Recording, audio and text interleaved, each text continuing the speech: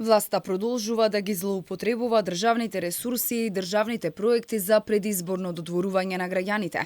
Иако браната Конско кај Гевгелија е капитален проект на Министерството за земјоделство, односно на владата, СДСМ очигледно си го препишува како свој партиски успех. Освен соопштенијата со кои се фалат дека браната ја направил Социјалдемократскиот сојуз, на свечениот чин беа присутни и председателот на СДСМ Ковачевски, неговиот предходник Заев, поранешниот министер за внатрешни работи Спасовски, како и председателот Стево Пендаровски. Јас сум горд што токму оваа голема инвестиција започна и заврши во периодот на владата на Социјалдемократскиот сојуз на Македонија. И драго ми е што денес се тука сите вклучени во овој крупен проект и многу важен за македонското земјоделие.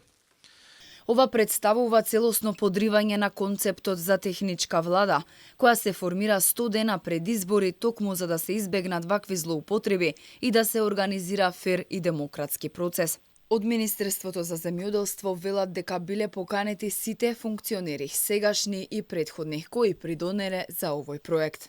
Во изградбата на овој проект беа вклучени многу луѓе и институции кои дадоа свој придонес во реализирањето на проектот за изградба на браната Конско.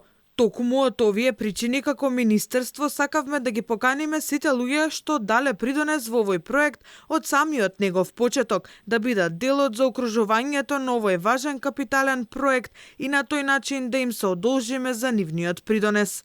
Интересно е тоа што на овој настан, каде се одбележа крајот на изградбата на браната, присуствуваше и Пендаровски, актуелен председател кој претендира да добие втор мандат.